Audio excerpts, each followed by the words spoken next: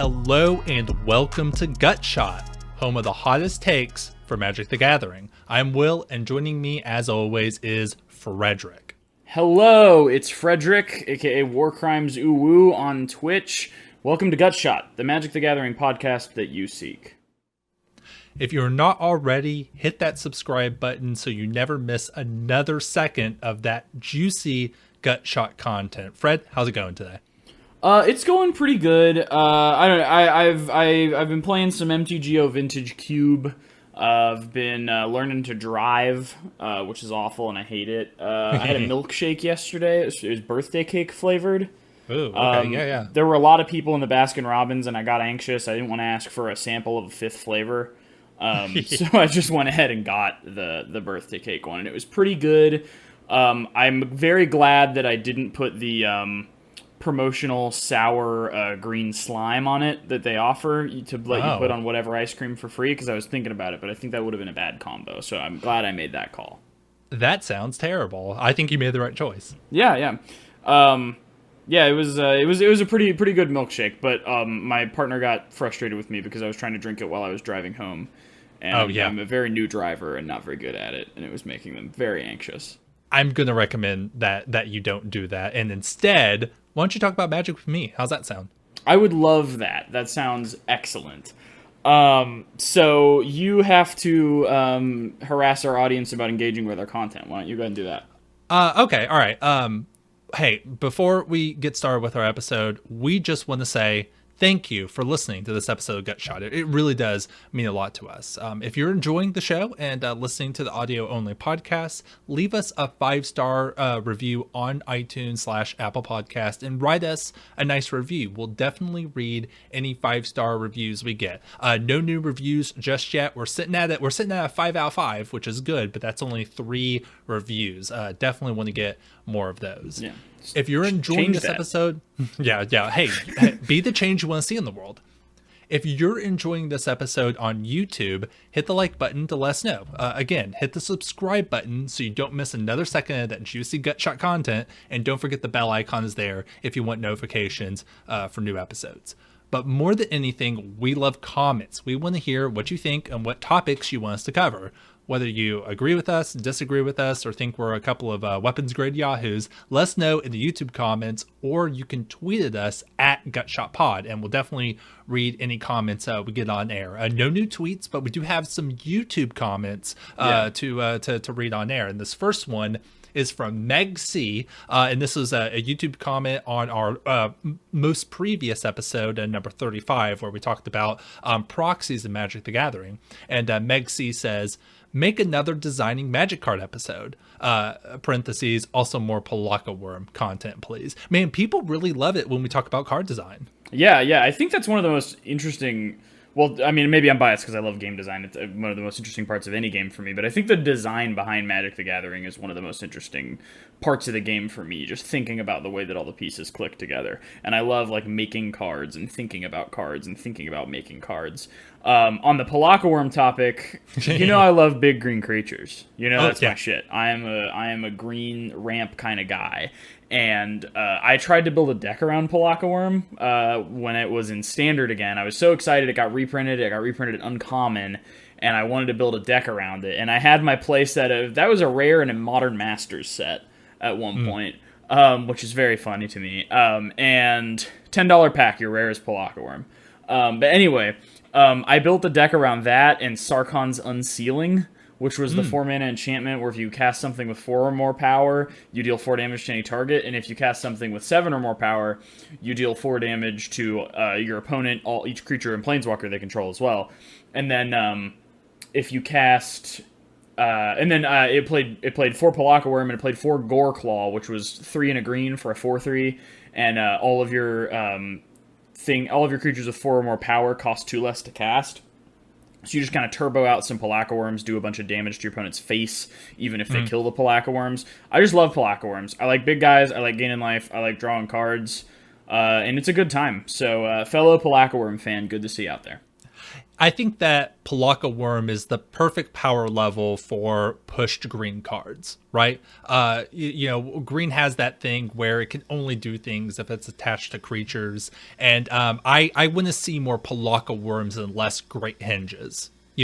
Like Great Yeah. Hinge is just such a powerhouse value engine, where Palaka Worm is like right where I want green to be. It's a big beater, it's the biggest thing on the board, and it gets you that extra value, including a card draw, when it, comes into play or dies. That's where I want green's power level to be. So Palaka Worm's a great card. If that's going to be your favorite Magic card, I think you made a good choice.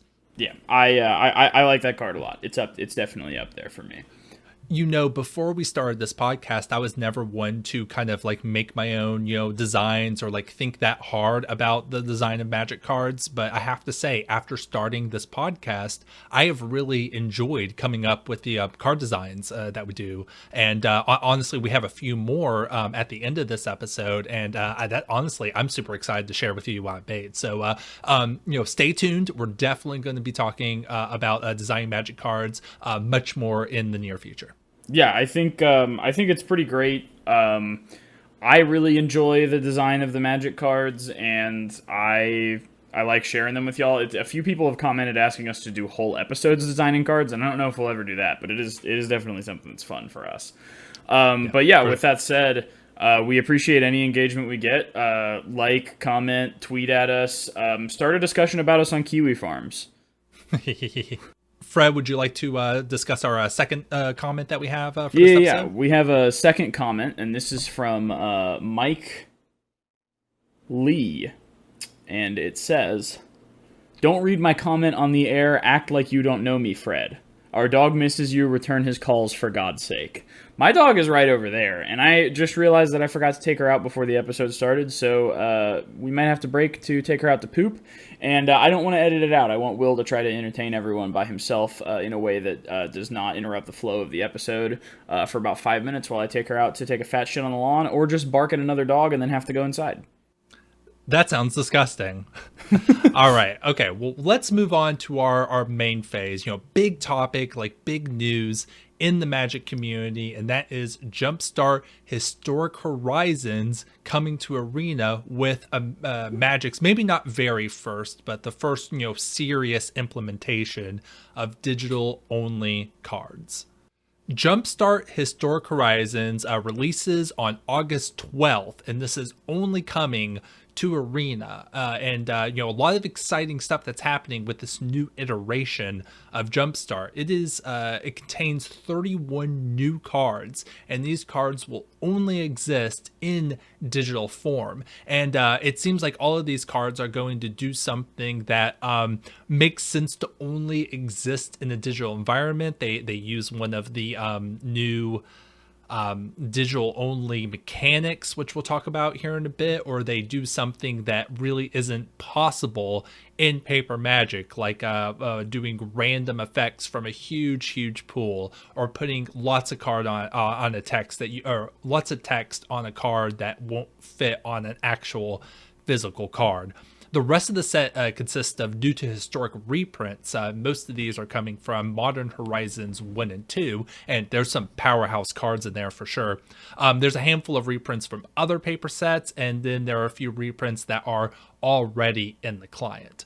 And it looks like Jumpstart Historic Horizons is going to be available pretty much in the same way that Jumpstart 1 was. There's going to be a play queue. To my knowledge, you won't be able to just buy the packs, but there'll be a queue that you enter, and then you get to pick one pack from a pool of 3 twice to build your deck. So if you want to open up Jumpstart packs and not craft the cards, you're going to have to play in the Jumpstart queue, which does sound fun. It's definitely going to be a higher power than the first Jumpstart, but sure.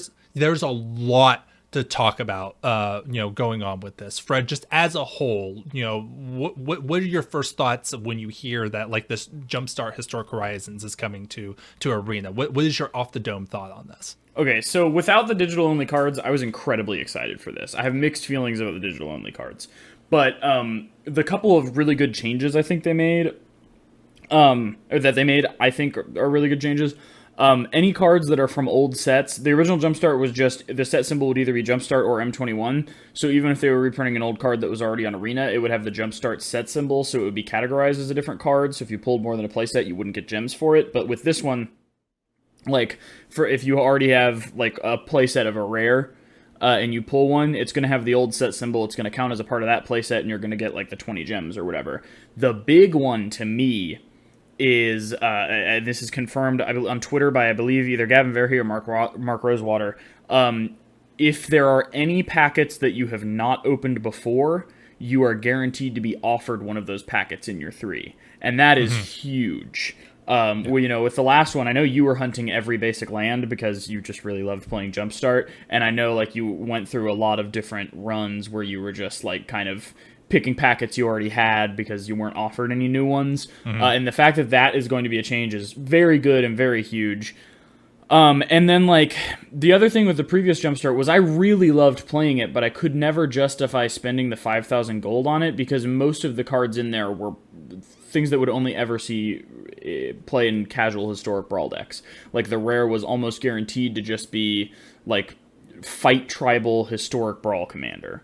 Or, you know, something of that tier. But with this one, your rare or mythic is going to be like a historic playable card. You know, I'm sitting refreshing the spoilers expecting like Ragavan to show up, but there are like powerhouses in here.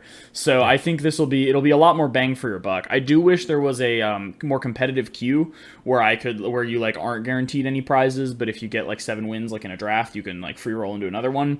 But it is pretty decent value to get your 2 packets plus your 2 guaranteed extra rares for 5,000 gems. So if they do the same sort of thing as with the last Jumpstart, then I'll be happy with it. But I would like a more competitive queue. Sure. Yeah. Well, yeah. Lots. Seems like there are things you're excited about and some things that you're not.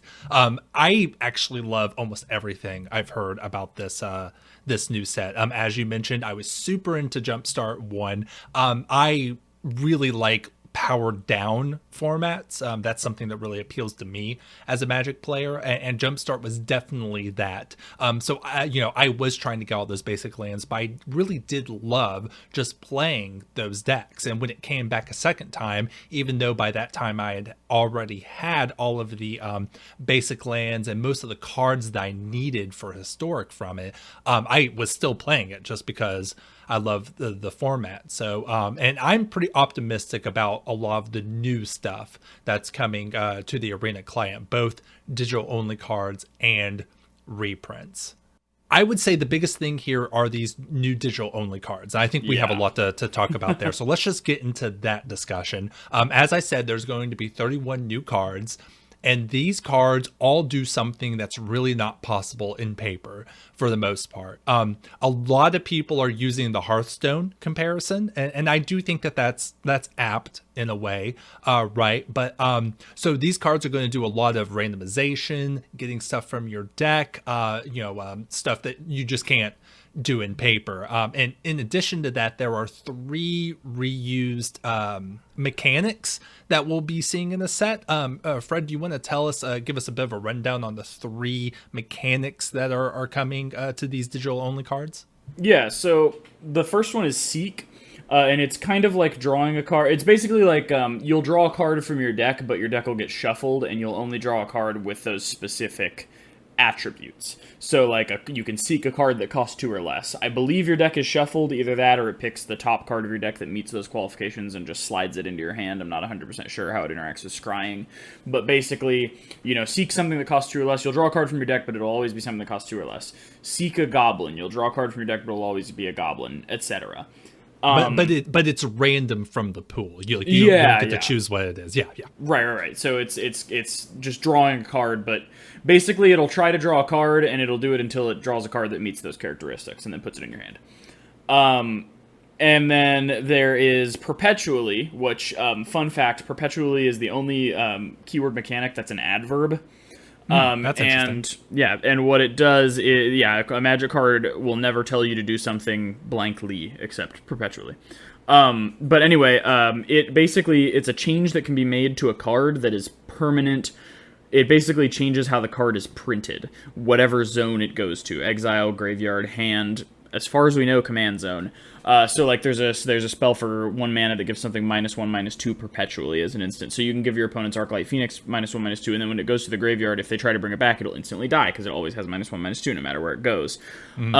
And we're trying to figure out how that works with the command zone, because it would be pretty busted if like you could cast that on your opponent's commander with 2 or less toughness and they can just never play it again in Brawl. I think they're going to change it so it doesn't do that, but that has already been announced. That Davriel's Withering, which is the -1/-2, and another Davriel's card that does something permanently, has already been banned in Historic Brawl. So okay, I was really hoping they would just change the way that it worked in commander type formats, because I wanted to play with that Davriel in Historic Brawl, but whatever.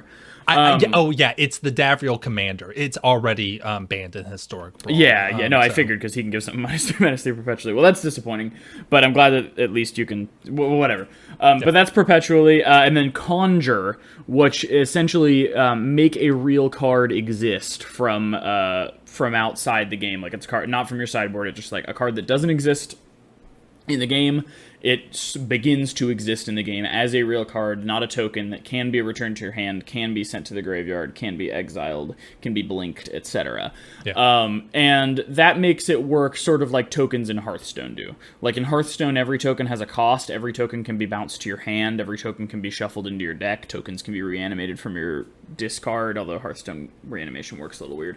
But basically, like, it makes those cards work that way. They can be shuffled into your deck, etc.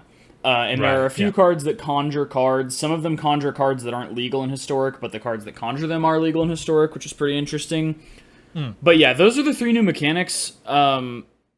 And there are a few other cards that don't have those mechanics, but also do something kind of random. There is the I don't have the card in front of me, but there is the green artifact that has the activated ability of Momir Vig avatar. Yeah. So it's basically a card that lets you play Momir Basic.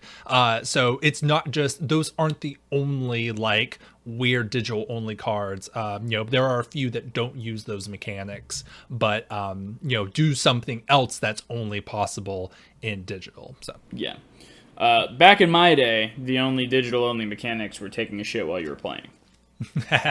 Yeah, for sure. Okay, so well, I just want to hear your opinion about this, Frederick. So do you think that these cards are cool and fun? I kind of went through the 7 stages of grief. Wait, there's only 5. I went through however many stages of grief there are with this announcement, because... So I used to play Hearthstone. I quit it not because of the RNG, but because of Blizzard's business practices. Terrible. And now we're hearing all the awful stuff, about sexual harassment and stuff. So yeah, that's, if you're playing Hearthstone, please stop. Do not support that business, or stop spending money on it at the very least. I quit because they had a year of record profit, laid off a bunch of employees, and increased their CEO's pay. That was when I quit Hearthstone. But, if you're still playing it, you definitely shouldn't be. Either way, there's no ethical consumption or capitalism, whatever. I played Hearthstone. One of the things that frustrated me when I played it was all the RNG. It was clearly geared toward being like a very clippable game, a very like, whoa, what just happened, bro? Kind of Twitch clip chimp sort of game, versus like being player friendly, consistent, rewarding players for learning the mechanics. But yeah, I was worried that Magic would be taken in that direction, and I do have an issue with digital Magic diverging from paper Magic, because that does kind of create an incentive to eventually gut paper Magic, and I don't want that to ever happen. Some people think that's eventually inevitable. Some people think that's never going to happen. Some people are on the fence. I definitely don't want it to happen. I can't speak to whether I think it's going to or not, but I don't want it to happen. But they did alleviate my concern about these digital mechanics increasing RNG. Like, obviously, the Momir Vig artifact is very random and, like, lol XD random and fun, whatever. But it's not going to be, like, constructed playable. And the thing that, like, makes me... The things that make me excited are the fact that they're using this digital-only thing to do mechanics that actually decrease RNG. Seeking is less random than drawing a card. That just use the digital client in a way that makes the cards interact interestingly. In the case of, like, Conjure, like, you're typically conjuring a very specific card. Like, one of them just makes a Stormfront Pegasus to your hand. One of them puts a Tropical Island in your hand. Like, it's what the card does. It just happens to use that mechanic. And then the Perpetually... especially, I think, is an interesting design space. It just kind of like you can change marks on a card. There's like a dragon that has fire breathing, but the fire breathing is perpetual, so you can like buff it up, and then if it gets killed, you can reanimate it, and it keeps all the +1/0s that you've given it. I think that stuff is really interesting and novel, and I am happy about that. So I think there's not really too much RNG. I'm not really as worried about that as I was, although I still kind of dislike the idea of digital only cards just for the damage they might do to physical Magic the Gathering. Yeah, I get that. For the record, just to make my thoughts clear on this, I love that they're doing digital only cards, and I think that they really took a smart route to the 31 cards that we have at least seen at this point. We actually have about a day or two left on spoilers, so there may be a few at the tail end that we don't know about yet. But I'm actually really happy with like all of the digital only cards, and I'm glad to see them come to Arena. But I totally understand what you're saying. There is, and I've made a point like this before, Magic has a very storied history, and that's one of its strengths, right? That's what sets it apart from all of these random like League of Legends card game and Transformers card online card game and all that junk is the history. And things like getting rid of the DCI and like just completely gutting Magic organized play really hurts that legacy. I am willing to listen to arguments that having digital only cards that do things like this mix with just normal Magic cards does kind of erode a little bit of that history. I'm willing to listen to that argument, but I don't buy it. I do think that these digital only cards are kind of, just Magic taking a step into the future, taking things that we know are fun and interesting from other card games that have the ability to be digital only and adding that good game design into, in my opinion, the best game ever designed. I have heard that comment about too much RNG, and I guess we can move on to that. But honestly, there really isn't all that much in the cards that we have seen. I love the point that you made that seeking actually is not all that much RNG, especially since a lot of the cards that we've seen are grabbing cards that you have already chosen to put in your deck. That's a really smart design.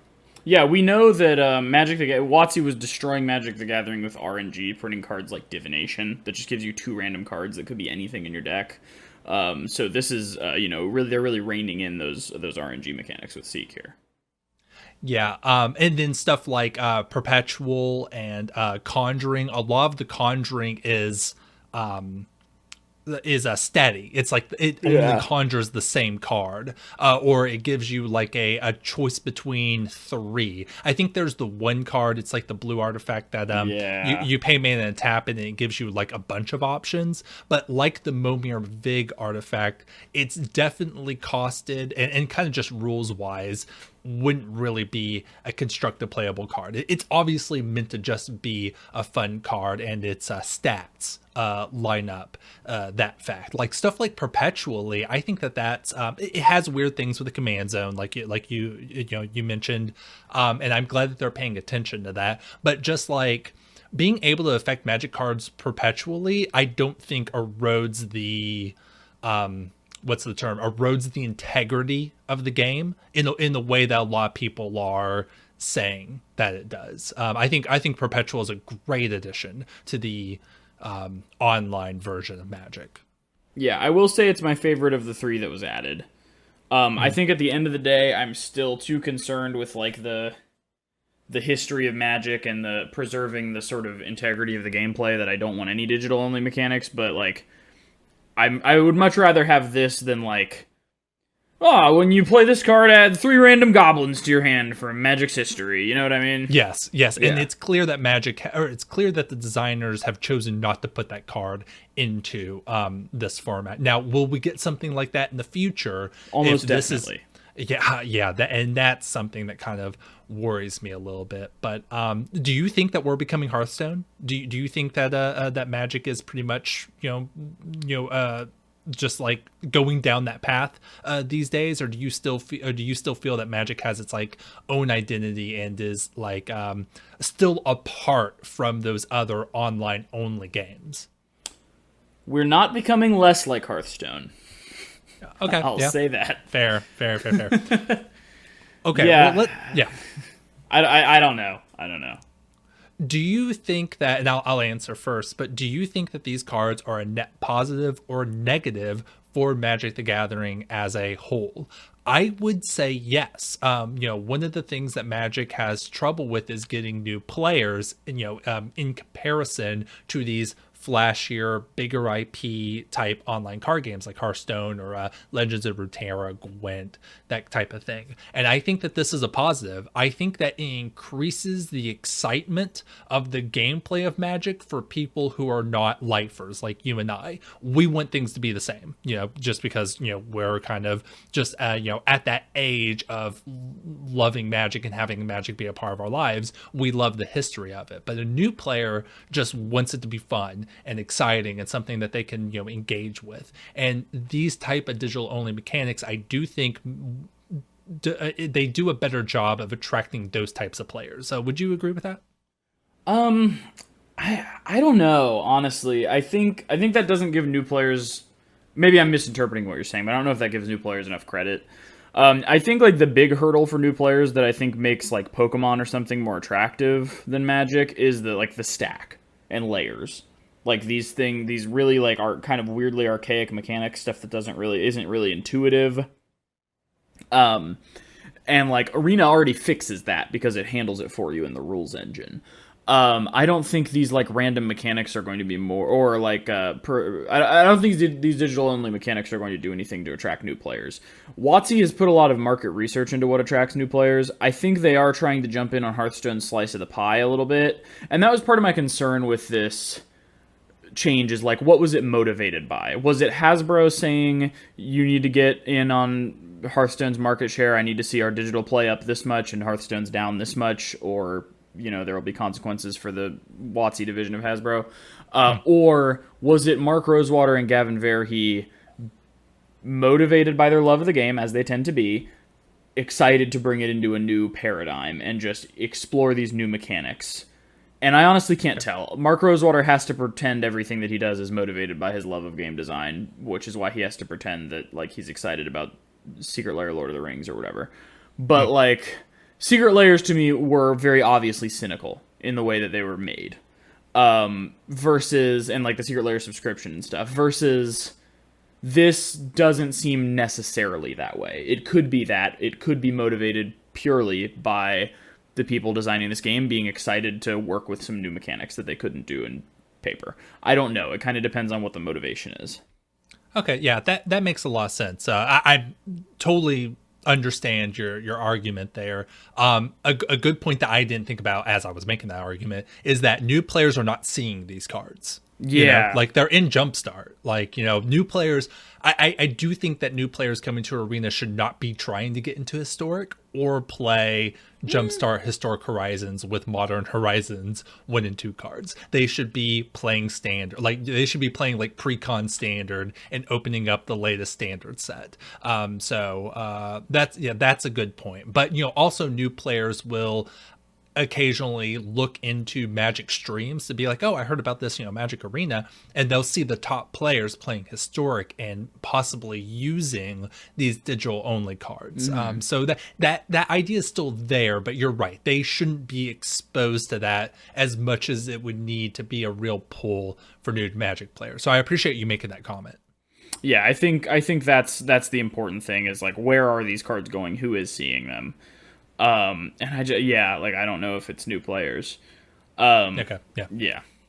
So, well, let's wrap up this talking about these new digital only cards. Just bigger picture, 5,000 feet in the air. What do you think that these cards mean for the future of Magic? Is this the direction we're going, or is this just an experiment? What do you think this means for the future of Magic? It doesn't mean anything I want.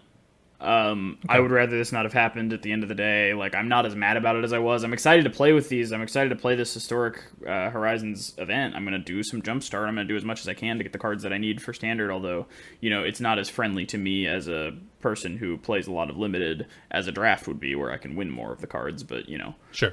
All that aside, I'm going to enjoy playing it. But it speaks to a direction that the game is going in that I don't like very much. Okay. And that I'm worried about. Like, what if the next set that would be Modern Horizons 3 that would add some fun stuff to Modern just gets released on Arena with some digital only cards and added as Historic? It means they're spending less time designing the game that I care about and more time designing a sort of different game. That would definitely be bad. Something I care about, and something I want Wizards to pay attention to when they're making these cards is I want them to go just buck wild on Arena, right? I want them to change cards, like make Oko less powerful as soon as they know that Oko is the most broken thing they've ever printed, change the mana cost, change the loyalty, change the ban restricted list, as quickly as they need to, make these digital only cards. I want them to have a space on the Arena client where they can just go buck wild like that. But I also want the paper game to be preserved as, the game that we know it to be, and have it continually grow in a way that is healthy for paper. So yeah, like what you said, where it's like digital only, but they're modern cards and all that. I definitely don't want that. And the modern format in paper should remain the same, whether it's in paper or online. But I do want Wizards to have the space to where they can just go crazy with stuff. So, like you said, I definitely think they're going to continue to go down this road. But as long as they're smart about knowing where Magic's come from and keeping that the way that lifers like us want it to be, and then having the separate space over here where it's new and exciting and you can like dip your toes in both and pick your poison and have fun the way you want to have fun with Magic. I'm hopeful for what this means for the future of Magic. Yeah, okay, I think that's a good way to look at it. I would prefer if they just did that in Historic. But yeah, I could see that being a good way to look at it. I don't want a digital version of a card that has the same name to do a different thing than the paper version. Oh, that would be insane. Hopefully, they would never do that. Well, no, I'm just saying, like, if they make Oko on Arena and he's just fun to play with in Historic, and then someone wants to play him in Commander and paper, and they find out that he does a different thing, like, that's my issue. Yeah, I see what you're saying. They did a interesting thing with the Mirror event where it had like a symbol in the name, so it like technically had a different name in the rules. Yeah. So maybe they could do something like that. Yeah, it's tough, but that's, I think, a discussion for another day. Yeah. So other than the digital only cards, there's actually a lot of other exciting stuff happening with this. The biggest on my mind is the inclusion of these very juiced Modern Horizons reprints coming to Historic. How do you feel about this? Are you excited to see these cards come to the Historic format? Yes, any cards that are like modern playable that become legal on Arena increase the very slight chance that eventually Modern will be playable on Arena, and I can sell my goddamn Midgo collection. Okay. Yeah, I am excited for those cards. I saw Sarah. I was really crossing my fingers for Ragavan, and I don't think they want to release that into Historic just yet, and I totally get why. But, we have seen some powerful stuff. Esper Sentinel, Verdant Command, like a few things that are honestly kind of houses. Chatterstorm? Chatterstorm. We've already got Grape Shot. Hey, it could happen. We don't have Manamorphose, though. I'll believe you when we have Manamorphose. But, like, yeah, I think that they're very excited. That is a net positive to me. I am very excited about that. So Wizards has really doubled down on the idea that they want Historic to be a high power format, and they're bringing some high power cards to Historic. It is a little unfortunate that we're not seeing the effects of the Brainstorm suspension without, there might be just like a little sliver of time in between, but there is no time for that format to develop before the format just gets turned up on its end and now becomes a, Modern Horizons 1-2 cards type format. So, but yeah, this is a sign that you won't be able to get away with just playing old old standard decks in Historic, you're going to have some of these powerful Modern Horizons cards. So, make sure if you want to be a Historic player, make sure you have a plan to either grind a Jumpstart or make sure you have the resources to craft some of these cards, because there are some powerhouses coming in. But it is exciting. These are cards that people love to play with, especially some older iconic cards that are coming that I'm sure we'll talk about a few later. So yeah, just cards that people are excited about coming to Historic. That's only a win, I think. Yeah, I agree with you. I think that's exciting. And if this set was just modern cards coming in a Jumpstart set, that would be like exactly what you and me want. That would just be like my favorite thing. You know what I mean? Right, yeah. Yeah. How do you feel, and I know other people are talking about this, one of the main complaints about this, other than the digital-only cards, is Jumpstart as a distribution model. People are saying that it is not actually, like it's a very... I've heard the word predatory used, so I'll just default to that. People are saying that Jumpstart is a more predatory distribution model because it makes it harder to open up packs and get what you want.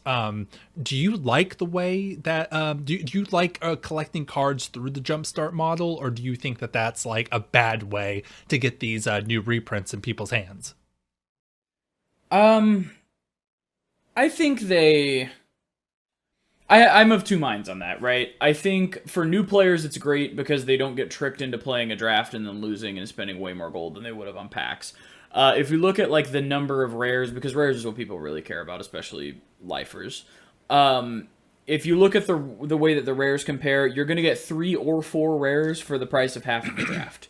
In order to get, since drafts are twice as expensive, in order to get 6 to 8 rares, you are going to have to win at least like 4 of your games. Whereas with this Jumpstart, you're guaranteed 2 rares. You get 4 to 6 rares because you get 2 packs to play with. Yeah, it's good value. It's decent value. It doesn't contain the possibility for it to go up. Is I think the issue most people have with it. Like, if you were given the opportunity to play in a more cutthroat queue in Jumpstart, where you kind of wager those rares that you're automatically given in the regular way to play, where like they become like more, you get more Jumpstart packs for doing well. Like, I think that would be good. And I think just letting people buy the packs, maybe if they cost 1.5 times as much as regular packs, that's fine because they do contain more rares. But I think it's not a big deal. It's definitely not the most predatory thing that Wizards has done on or off Arena by a wide margin. And I think it does suck that you only have the option to like play this, get 2 random rares plus like 2 semi-random packs that you kind of have to like pick through. But predatory, I think, is a little bit strong of a term. Sure. It's a different format than draft. It's the least top heavy prizes possible because everyone gets the same thing as long as you literally can win 2 games within the like 2 weeks that Jumpstart is up. And a lot of people will just join and concede to give other people the wins they need, which sure, whatever. And you can keep playing if you enjoy your deck and you don't want to quit after your 2 wins. I think it's fine, honestly. I like Jumpstart as a distribution model. I wish that they did other ways to get the stuff so that people who don't like Jumpstart as a distribution model have that option, but I enjoy playing it, so. Yeah.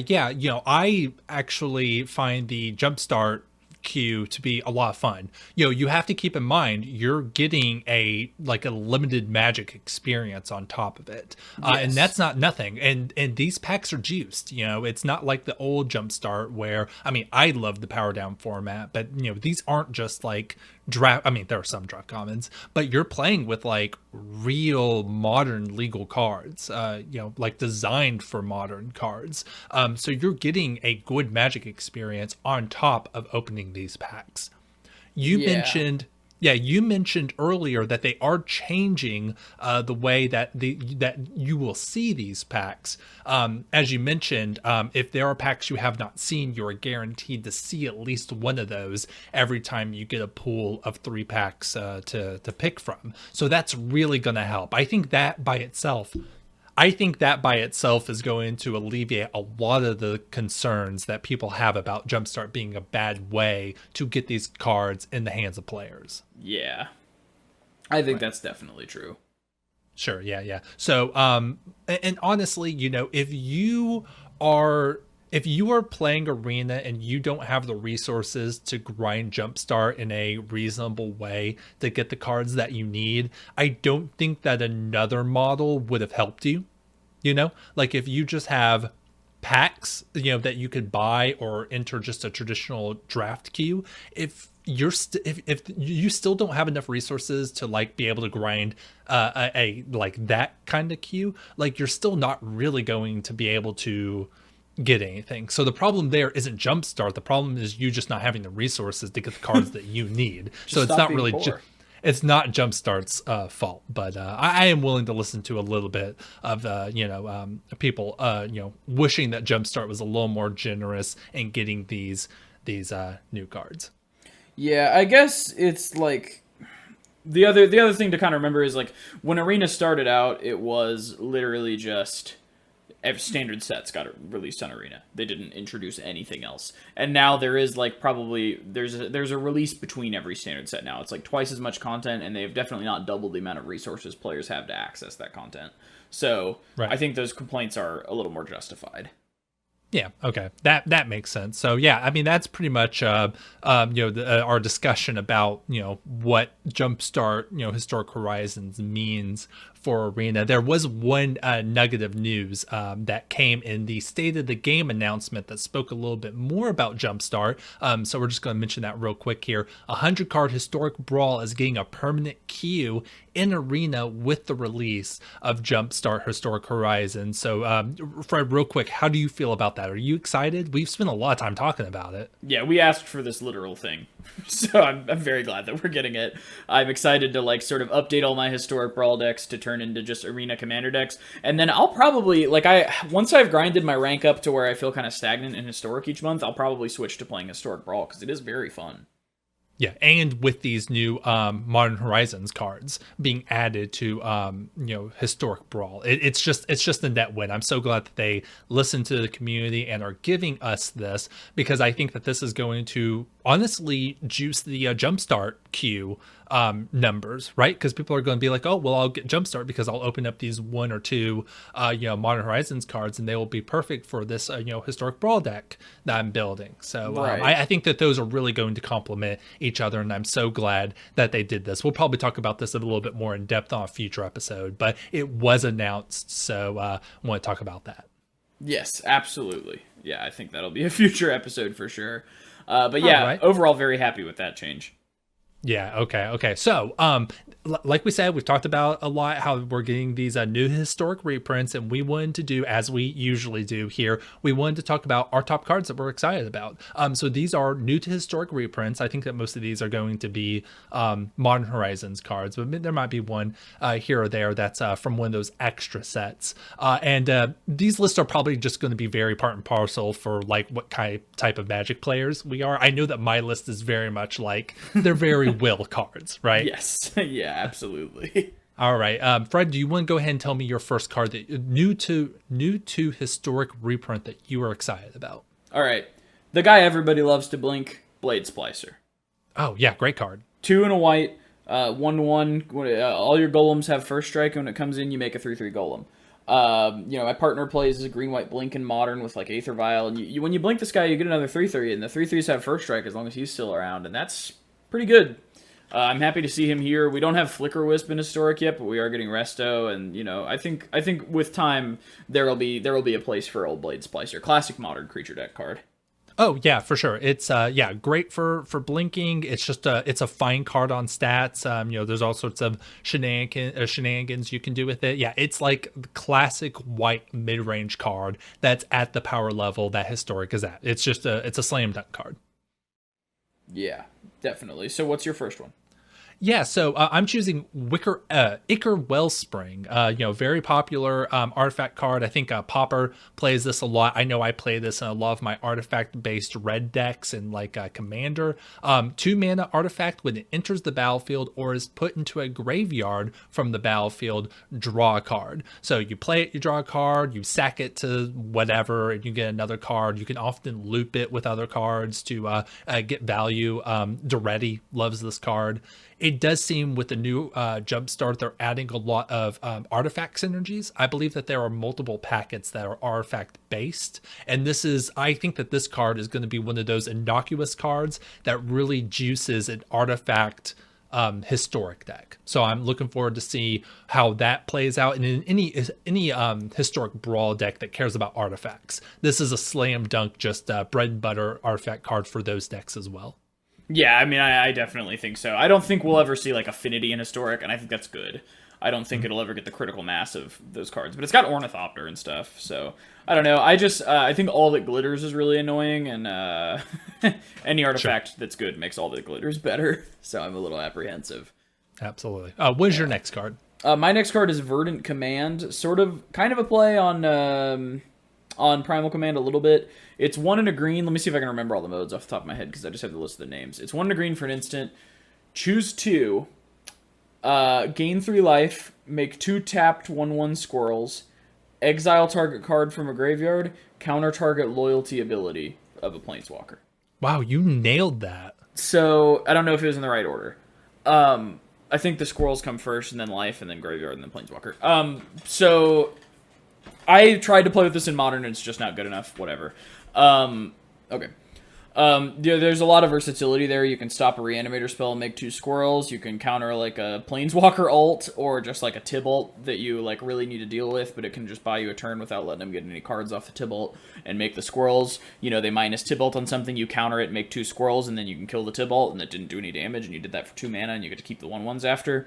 You can, exile their reanimator target and then make the squirrels. And if all else fails, on their end step, just gain 3 life, make 2 squirrels. This is going to be really good against aggro, too. Just gain 3 life, make 2 squirrels. You got to love it. Oh yeah, for sure. Yeah, that's definitely a 2-for-1. I knew you were super excited about this when it was originally printed, but yeah, you're right. It's printed for Modern, but it's a very safe Modern card. It's not the most powerful thing you can do, but maybe Historic, the power level for that is a bit better for this card. So I would hope that Historic could be a format where this is a good card. Yes, definitely. It's a good card, but not the kind that shuts your opponent out of the game. What's your next one? Yeah, so this is Battle Screech, originally from Judgment, and then got reprinted in Modern Masters 1, I think. This is a 4-mana white sorcery. Create 2 1/1 white bird creature tokens with flying, and then it has flashback for tap 3 untapped white creatures you control. This is a popper card. If you're playing like a white flyers type aggro deck, it's also good for more controlling decks, and decks that would want something like a Lingering Souls or a Spectral Procession. I think that this is like the 3rd card in that like power ranking. I believe. I actually got it on ground floor of this. I was building my blue-white kind of Pauper Cobblade deck, and I bought some of these, and then I think a couple of weeks later, people started realizing that this was a really good Pauper card, and it went up in price, so I'm very proud of myself for being a bit ahead of the curve on this. But so basically, this is a good card when you want Lingering Souls, but that card is not legal in the format. It's lower power level, but it's still pretty good. It has interesting play patterns. It's just a really cool card for if you just want to make flying tokens. Yeah, love that Pauper Cobblade deck. Mm-hmm. Oh yeah, a lot of fun. Yeah. So next one I've got is Ponder. Yeah. Yep. Yeah, they had to ban Brainstorm. Let's see if they'll do it again. Yeah, for sure. Yeah, honestly, I was very surprised to see this right after Brainstorm suspension. Because, they could have cut cards like this. I don't know if it'll be any... I would have expected them to test Serum Visions first, I guess is my stance on that. Sure, yeah. Yeah, I honestly don't know what to make of it. Obviously it'll see play, but the question is will it see more play? Is it better than Serum Visions, or was it banned because of critical mass? There's a lot of questions there, but I'm curious to see what ends up being the case.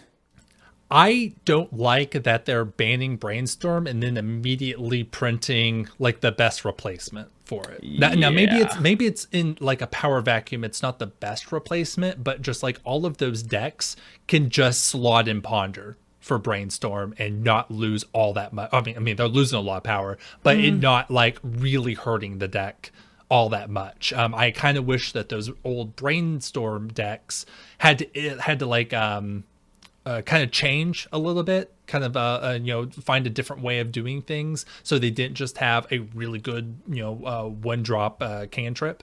So apparently all those decks are just going to look at Ponder first before they move on to any other options.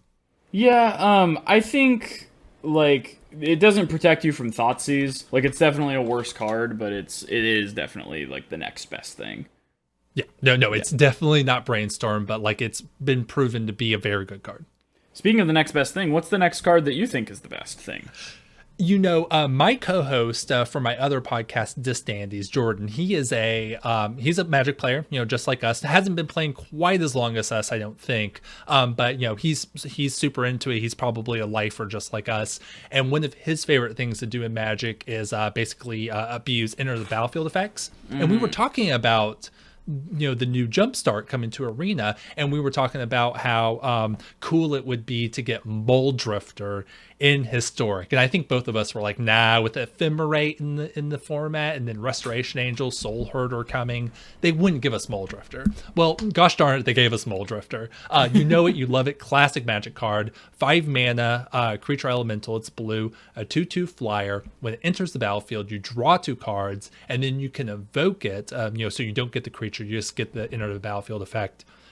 For 3 mana, 2 generic and a blue. Mole Drifter kind of becomes one of the best things that you can blink in Historic automatically. It's just a great value engine. It becomes a 2/2 flyer, which is a real creature. Any deck that wants to blink has to be looking at this and putting it towards the top of the list of things that they can blink. It's just that good. Yeah, definitely. I think it's up there. And I'm curious if we'll end up getting like Panharmonicon, like any of the things that make cheesy brawl decks, or if they like are really focusing this support toward like competitive like 60 card. Well, I guess brawl is 60. You know what I mean?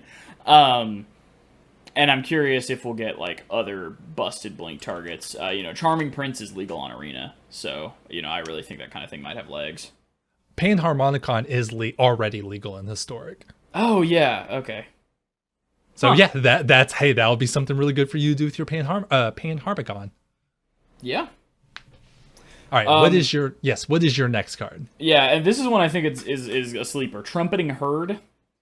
Okay. 2 and double green for a 3/3 with rebound.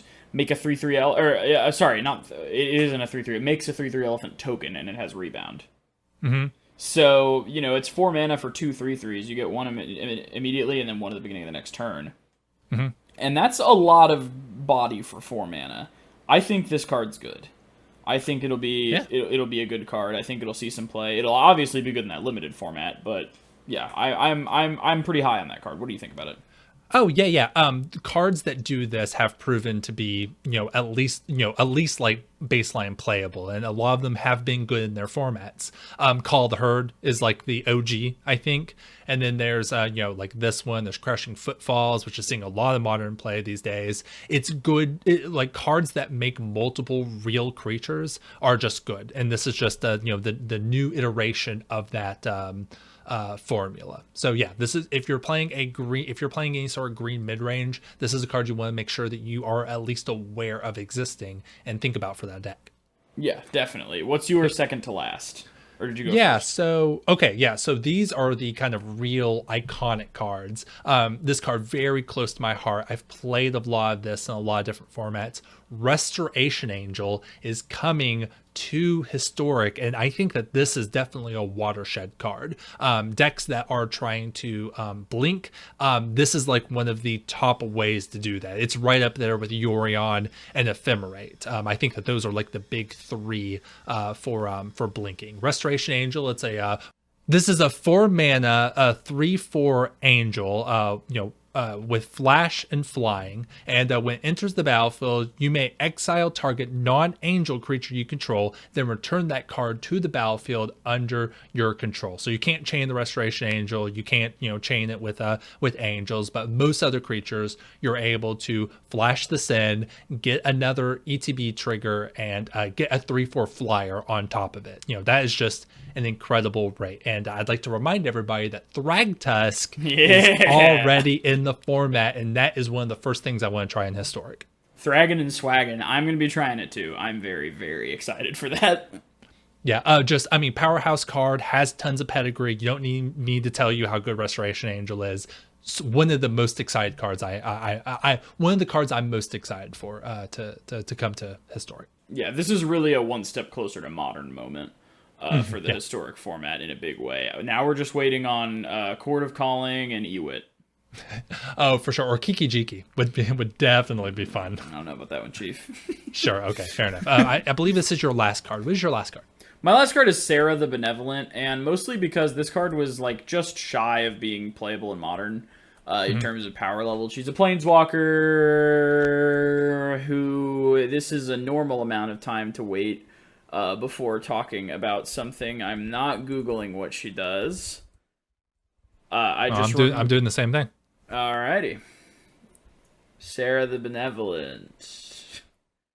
Alright, she is a Planeswalker, 2 and double white for a legendary Planeswalker, Sarah. Comes in with 4 loyalty, +2, creatures you control with flying get +1/+1 until end of turn. -3, create a 4/4 white flying angel creature token with 4/4 white angel creature token with flying and vigilance. -6, you get an emblem with, if you control a creature, damage that would reduce your life total to less than 1 reduces it to 1 instead. So the worship effect after plussing her once. You can, there's a lot of play patterns here. You can get a non-enchantment, like an emblem version of the worship effect by playing her, plussing her, and then minusing her the next turn if you really think she can be safe. Or you can tick her down and it doesn't quite kill her to make a Sarah Angel. And she costs 1 less than Sarah Angel does. So this is just kind of a strict upgrade, almost. And yeah, I think she was just shy of seeing Modern play. I always thought her minus was pretty strong, and they would usually have to waste an actual card to kill her, so I thought, she would find a niche in Modern. I ended up being wrong about that. The format is just really powerful that a card like this just doesn't see any play. But I think she's definitely cube-worthy, and I think she's a pretty strong card. Her +2 doesn't really do much of anything, to be honest, unless that Historic Flyers deck really takes off, and then I think there's probably better Anthem effects. But the -3, and then just kind of plussing her until you can get to that worship, or even just -3, next turn plus her, next turn make another angel and she dies. There's a lot of play patterns with this card that end up giving you a lot of stats for the cost. And I would be surprised if she didn't see at least a tiny bit of play in Historic. What do you think, Will? Yeah, it's just like Verdant Command. This was made for Modern and proved to just be a little bit too weak for that format. Other than just corner cases. But I'm hoping that Historic is at the right power level where this is played, because it is such a cool card, just like you highlighted. So I really want this to see play due to just how cool it is. Just getting a undercosted Sarah Angel plus value on top of that. So yeah, I just really want to see where this plays, and with Battle Screech and some other token generators on in the format. I think Intangible Virtue is on the format, or in the format as well. I really like the format to be at a place where something like this could be played and be good. Oh, definitely. Yeah, that's what I'm hoping for. So you've got another card? Yes, this is my last card, and this is one of the mythics from the first Modern Horizons, and has just been a very expensive card, but now is much more attainable for people, and I'll explain exactly why I'm excited about this card. This is Seasoned Pyromancer. I thought you were going to say Renin 6.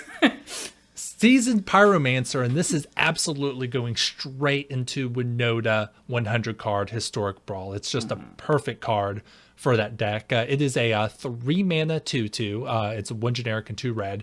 Creature, human, shaman. When it enters the battlefield, discard 2 cards, then draw 2 cards. For each non-land card discarded this way, create a 1/1 red elemental creature token. And then you can pay 5 mana, exile this card from your graveyard. to create 2/1/1 red elemental creature tokens. It's a human. It makes 1/1s for Winota. So, slam dunk there. But outside of that deck, this is just a great value red card. Any like non super aggro deck that has red in it is going to want to play this. You still draw 2 cards even if you have an empty hand.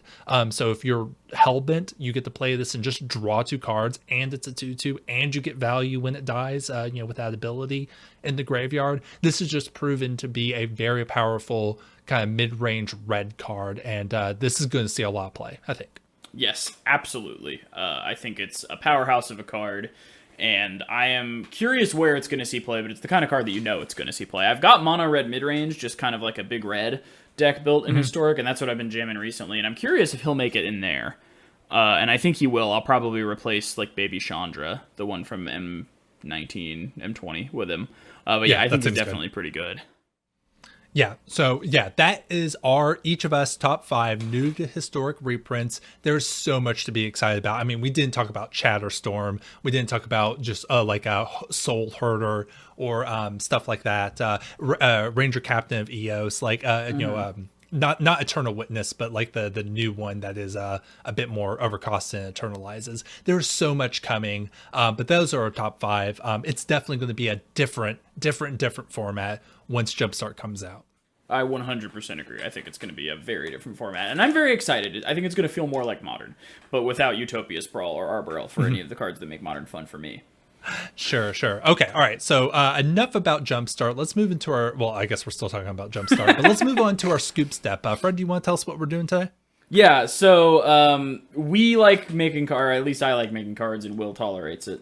We are going to design our own digital-only cards, and I wanted to design some digital-only cards that lean into the different mechanics that can only be done in digital. So we've each designed, I think Will made 2 and I made 3, unless he made a third one. Okay, yeah. So we've each made a couple of digital-only cards that sort of showcase, in my case, not necessarily the direction I want them to go in, but just a direction I think they might go in for some of them. Just cards that could only exist in digital Magic, that do things that paper Magic can't. So I suppose I'll go first since I have 3 of them. Yeah, go ahead. Alrighty. We've got Conjured Company. Any guesses as to what this does? I can make a couple of guesses. I'm going to guess that I'm gonna guess it has to do with getting 2 cards. Yes, yeah. So this is 3 and a white for an instant. You are shown 6 creatures that cost 3 or less that are legal in the format that you're playing. You choose 2 of them and conjure them onto the battlefield.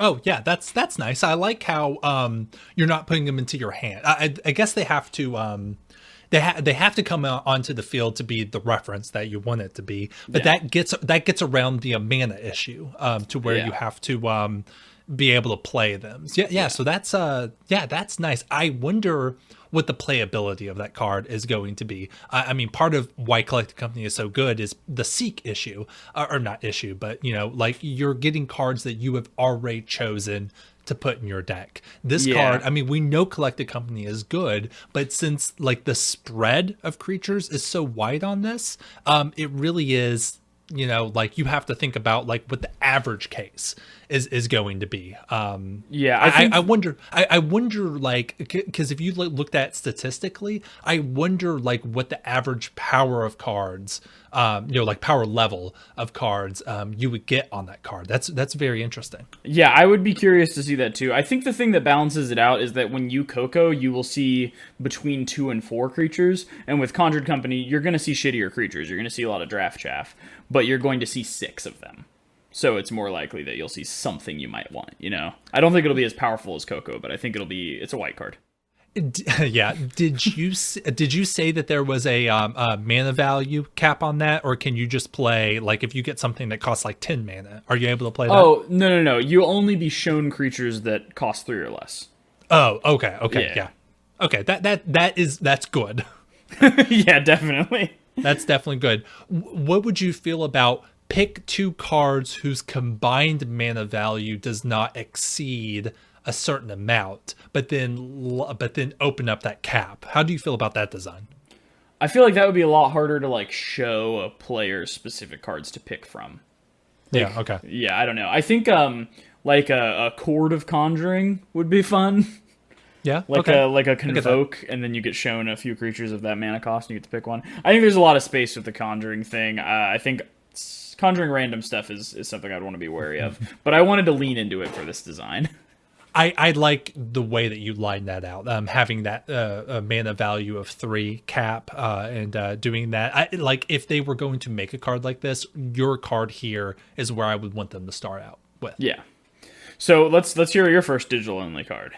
I did cheat a little bit. Both of my cards, yours was a riff on an existing card, and both of mine are kind of like that as well. Yeah. My first design is, I think, the best opportunity for Magic to print a black border booster tutor. So I would assume this. I assume that this would be like a two mana black instant. Name a historic legal set. Open one booster of that set and choose one card from it. Put the chosen card into your hand. As long as this card is in your hand, you may spend mana as though it were mana of any color to cast it. And that's why I'm thinking about that, having to pay for the cards that you get randomly. If Booster Tutor was going to be in black border, doing it digitally is its best opportunity to be printed, right? Oh, absolutely. And I like the idea that digital also gives you the opportunity, like it makes it easier to be able to play cards that are not in your color, which makes Booster Tutor even that much better, because you don't have to pick cards that are in your color, but because we now have that kind of mechanic where it's super easy to play cards and just be like, oh, you could just cast it for any color or mana. But it would probably have to cost a little bit more. That's why I'd say it'd probably cost 2 mana. But what do you think about this? I think that's a great design. I think you could just make it like a 1 mana sorcery, probably. I mean, usually it's probably going to be worse than drawing a card, right? Hard to say. Yeah, hard to say, but I feel like it'd usually be worse than drawing a card. You get a generic copy of a card in that booster of your choice. Choosing between 15 cards is going to give you, I think realistically you're probably going to be choosing between 4 cards. But I think it's a neat design. I think costing it is hard. I think it would be appropriate to just look at it as, don't really worry as much about how much you're going to cost it at, because people are probably going to play it in Brawl for fun.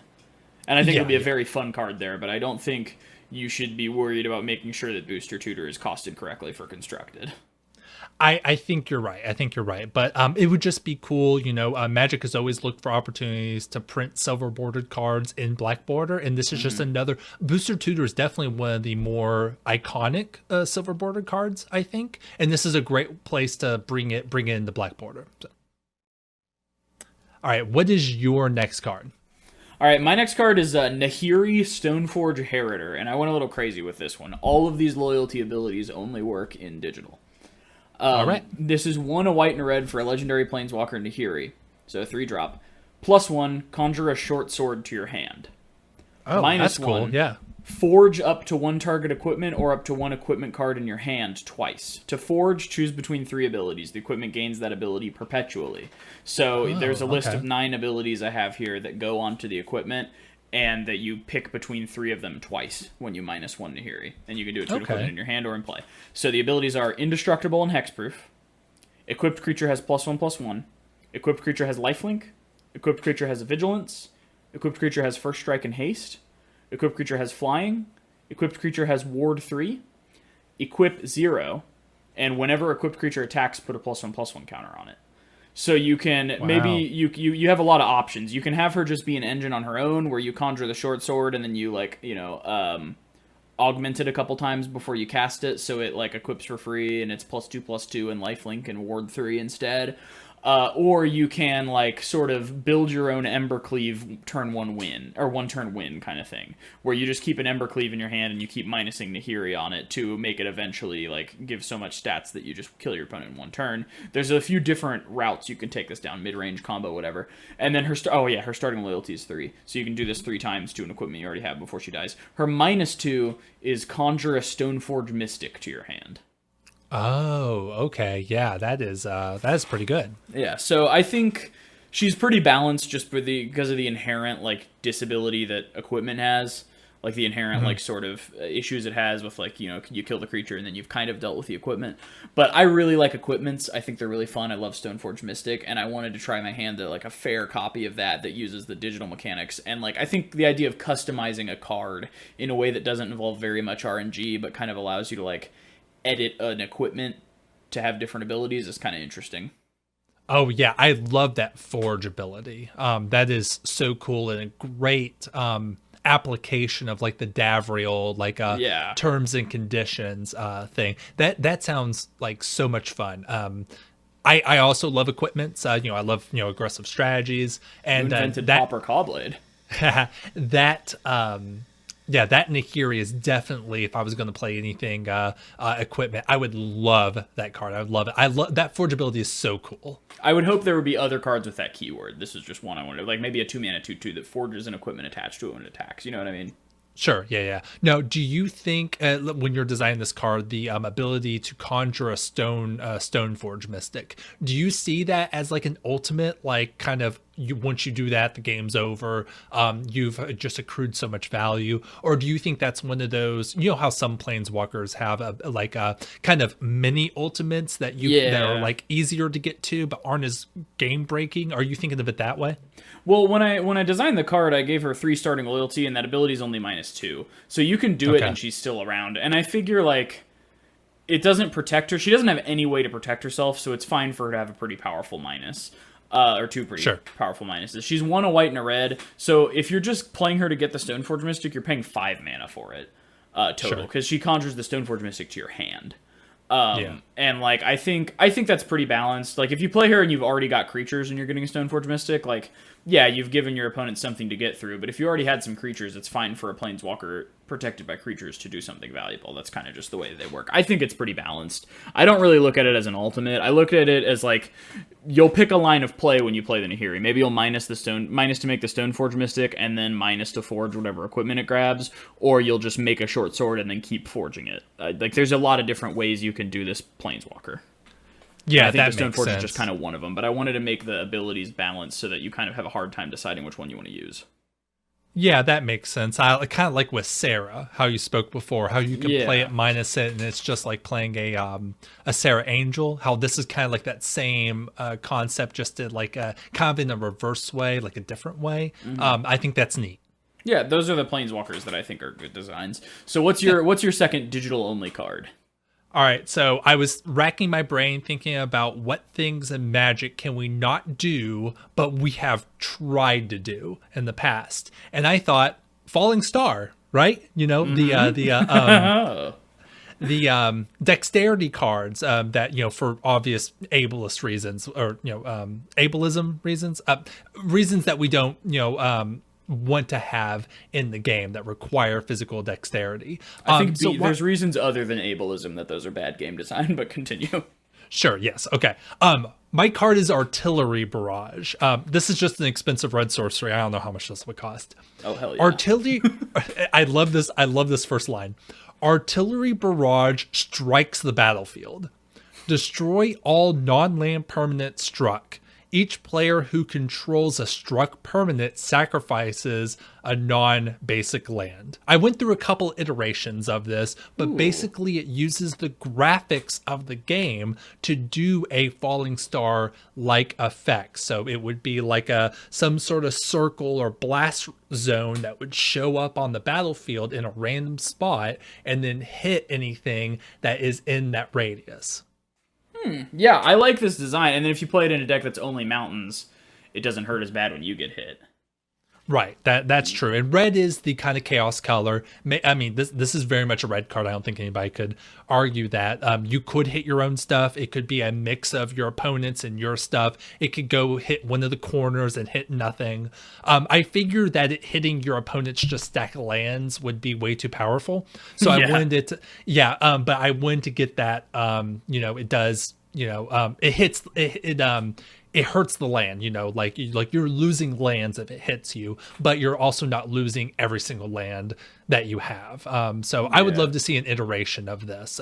And I also think it would be kind of fun, maybe if the blast zone could be like variable, or maybe like the community could like do that kind of metagame thing where they like decide, or they like try to determine if they can like figure out how big it is and like make decisions based on that. I think that that's an interesting angle to it too. But I think this would be a cool X card. spell where the radius gets bigger the more mana you pump into it. Yeah, that's interesting. Like your collected company type card, there's a lot of room to design here. But I would just love something like this that uses the graphical interface of the game for a game action. I think that would be cool. I think that's brilliant. It should also be able to destroy your opponent's pet. that would definitely be fun. But that's my last card. I think you have one more for us, right? I do, yeah. Naming this card was really hard because there's only so many, like, there's Thoughtseize, there's Inquisition, there's like there's a lot of cards that are like take a hunk of your opponent's brain. And like finding synonyms for like steel brain chunk or steel thoughts is like, and making them still sound like a real Magic card is kind of hard. I ended up going with Defile Intellect, which is not a Magic card yet. This is 1 a blue and a black for a sorcery. Look at target player's hand. Choose a non-land card you find there and discard it. Conjure a generic copy to your hand. So it is sort of, like Divination or Mind Soup. You know what I'm talking about. The 2 and a black Mind Rot. It is kind of like that. It's like they go down a card, you go up a card. This might be too powerful at the cost that it's at, but I feel like 4 mana is way too weak. This is kind of based on like a card that's similar to it from Eldraine, but I think it's a cleaner effect, and it doesn't use hybrid where it shouldn't be used. If anyone knows the design mistake that I'm talking about. But Defile Intellect is really interesting, I think, just because like it creates a sort of pattern of like, not only do I have to think about what card I don't want my opponent to have, but what card do I want to have? If my opponent has like a Chandra Torch of Defiance in their hand, like it might not be the most pressing thing. I might want to get rid of their removal spell to protect my creature, but what if I want to play this card? Like what if it would be really good for me to draw this, sort of? So it adds a second thing to think about when you're thoughts using your opponent. And I think 3 mana is probably an appropriate cost to put it at, because that's the like 2-for-1 card advantage color, or the 2-for-1 card advantage cost typically for like blue and black. Yeah, that makes sense. I like that tension between there. What do you want to discard? What do you want to play?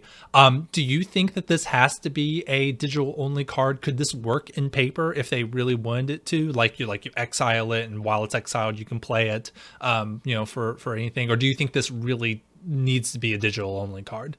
That's what the card from Eldraine did. I think it's a lot cleaner if it's digital. And I think, it conjures a copy of the card, so if it gets bounced to your hand, you can play it again. Or if it gets destroyed, you can reanimate it from your graveyard. I think that's like a functional difference that matters. Yeah, okay. Yeah, that makes sense. It's like we can tweak the card and make a better version of it that plays better for a digital format. That's actually a great kind of use of the digital only kind of design.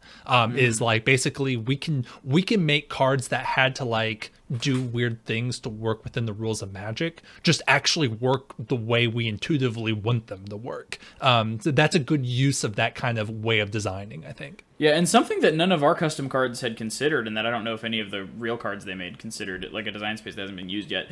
Digital Magic can change the ownership of cards in a game without changing like who controls them, or without changing who actually ends up owning them at the end of the game.